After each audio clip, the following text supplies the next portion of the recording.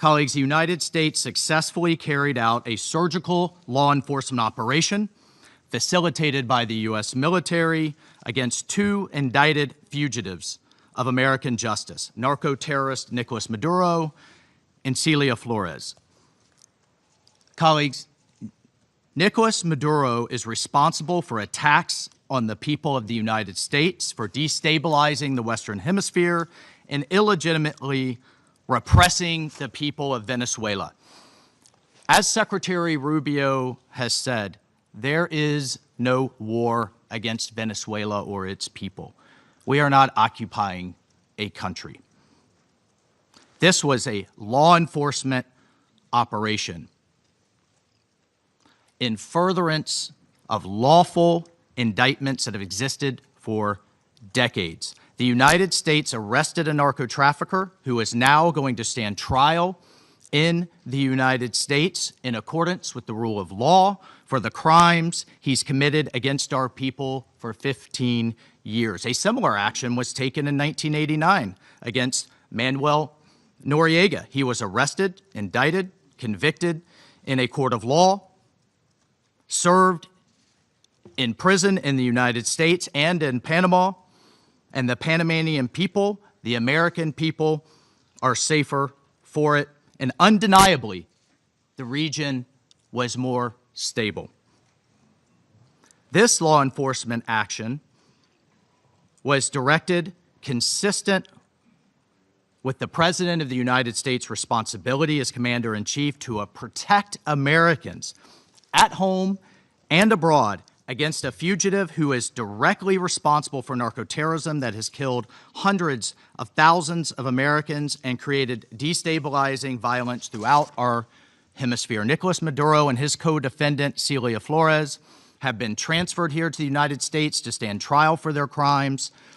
Maduro was indicted by a grand jury in the Southern District of New York and faces very serious criminal charges for his involvement in a wide-ranging conspiracy to conduct narco-terrorism, to traffic cocaine and other drugs, and conducting international weapons trafficking. The overwhelming evidence of his crimes will be presented openly in U.S. court proceedings.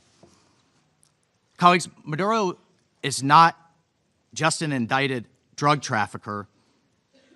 He was an illegitimate so-called president. He was not a head of state. For years, Maduro and his cronies have manipulated Venezuela's electoral system to maintain their illegitimate grip on power. In fact, just 2 years ago in 2024, a UN panel of experts report found that the election in that year was absolutely and completely a farce and fell well short of the most basic transparency and integrity measures essential to upholding credible elections. If the UN and the United Nations in this body confers legitimacy on an illegitimate narco-terrorist and the same treatment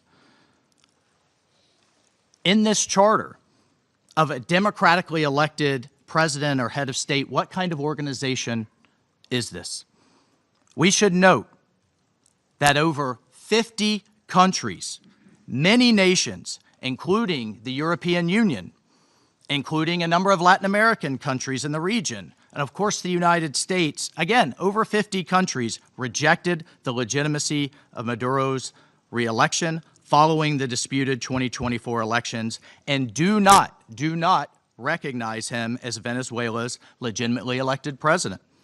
Maduro unlawfully refused to peacefully cede power after the Venezuelan people voted him out of office in the 2024 election.